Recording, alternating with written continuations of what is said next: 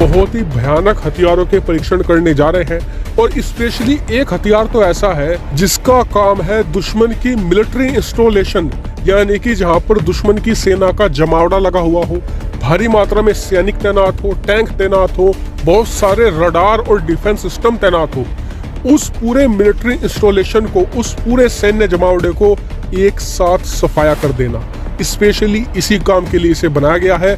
और इस वक्त जब चीन भारत की सीमा के पास गांव बना रहा है, नए नए मिलिट्री बेस बना रहा है, भारत जानबूझकर इसका परीक्षण अंजाम देने जा रहा है ताकि चीन को पता लगे कि चाहे आप भारतीय सीमा के पास कितना बड़ा इंफ्रास्ट्रक्चर खड़ा कर लो, कितना ही बड़ा सैन्य जमावड़ा कर लो, हम उसे चुटकियों में ऐसे साफ कर देंगे जैसे कि गधे के सिर से सींग। और हाँ, इन मिसाइलों का दूसरा प्रोस्पेक्ट भी होगा, चीन को प्रेशर में लाने का। आपको याद होगा जब गलवान घाटी की हिंसा हुई थी तब भारत ने 1 महीने के अंदर लगभग 1 दर्जन से भी ज्यादा मिसाइलों का परीक्षण करके चीन को हैवी प्रेशर में ला दिया था और मजबूरी में आकर चीन को बातचीत की टेबल पर आना पड़ा था।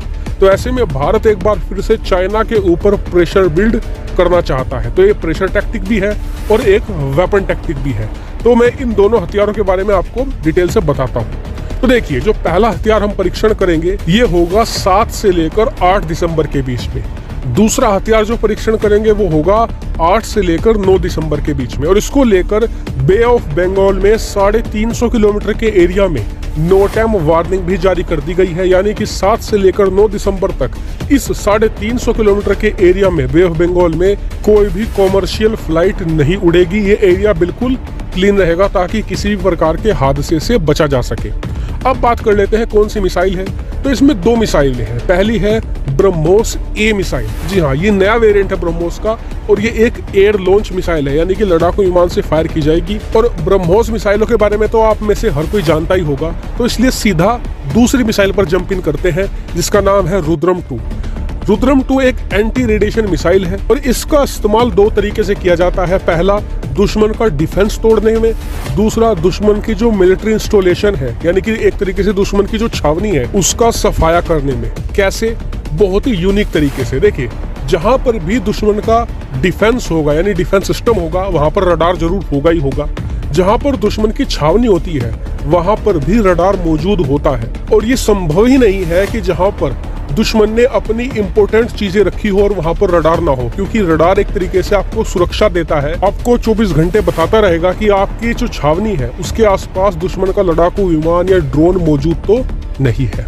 ऐसे में जहां पर भी महत्वपूर्ण मिलिट्री इंस्टॉलेशन होगा वहां पर रडार होगा ही होगा।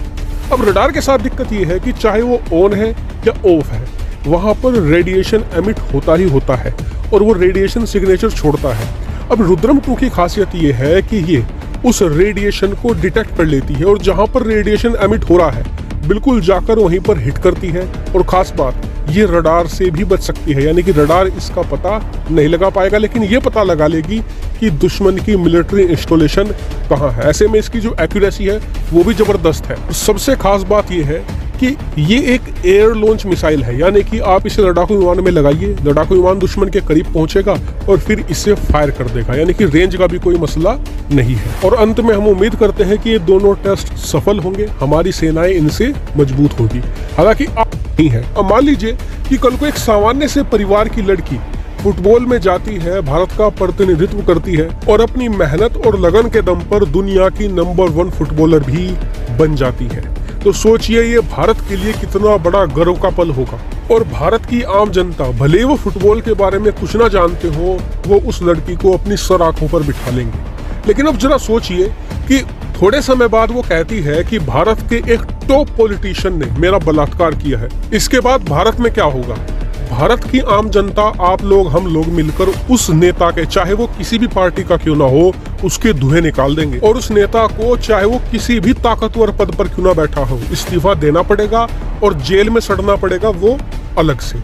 लेकिन ये भारत है, ये चीन नहीं है, क्योंकि चीन में हाल ही के अंदर कुछ ऐसा हुआ है जिसके बाद चीनी जनता को खासकर डूब कर मर जाना चाहिए। क्योंकि अब तो जो विदेशी खिलाड़ी हैं वो भी जाग चुके हैं, चीन का बहिष्कार कर रहे हैं। जो दुनिया भर के स्पोर्ट एसोसिएशन और फेडरेशन है वो ये कह रहे हैं कि चीन में कभी भी हम एक भी टूर्नामेंट नहीं करवाएंगे। दरअसल पूरा मामला कुछ ऐसा है कि चीन की एक खिलाड़ी है पेंग शुआई।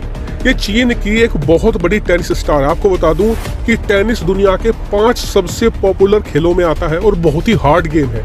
चीन के अंदर इसका नामो निशान भी नहीं था। पेंग शुआई पहली प्लेयर थी जो इंटरनेशनल लेवल पर चाइना को रिप्रेजेंट कर रही थी अच्छे से, और बहुत सारे इन्होंने मेडल भी जीते। फिर आगे चलकर ये टेनिस में वर्ल्ड की नंबर 1 प्लेयर भी बनी थी, रैंकिंग में नंबर 1 ये आ गई थी।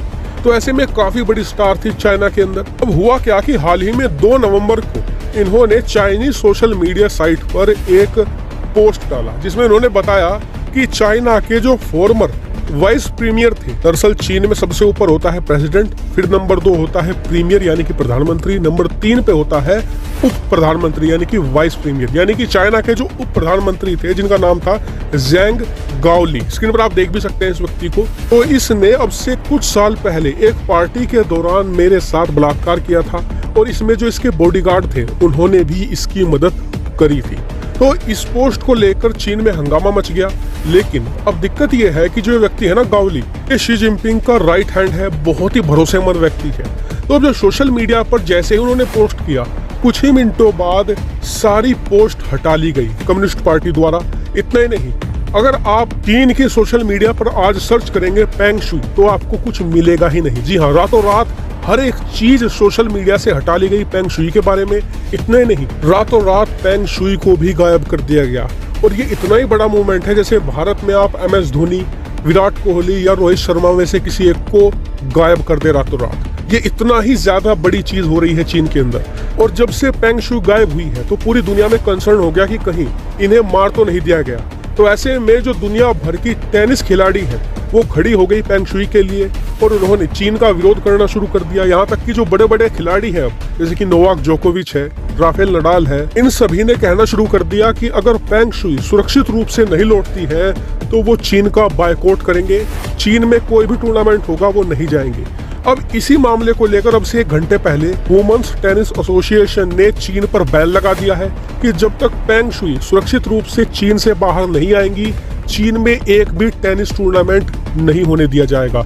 जितने भी टूर्नामेंट होने थे 2022 में वो भी रद्द कर दिए गए हैं। और मामला यही नहीं रुका है, बताया जा रहा है कि जो बड़े बड़े टेनिस प्लेयर्स हैं वो अब यूरोपियन नेताओं के पास और जो बाइडेन, जो अमेरिकी राष्ट्रपति है, उनके पास जा रहे हैं और उन्हें सोशल मीडिया पर भी कह रहे हैं कि आप शी जिनपिंग और चीन पर कठोर कदम उठाइए, इन पर बैन लगाइए, नहीं तो ये लोग पेंग शुई को मार डालेंगे। उधर से चीन भी कम नहीं है, वो भी वेस्टर्न देशों पर आरोप लगा रहा है कि ये सभी देश मिलकर चीन के खिलाफ राजनीति कर रहे हैं, चीन को बदनाम कर रहे हैं। यानी कि चीन साफ साफ कह रहा है कि चित भी मेरी, पट भी मेरी।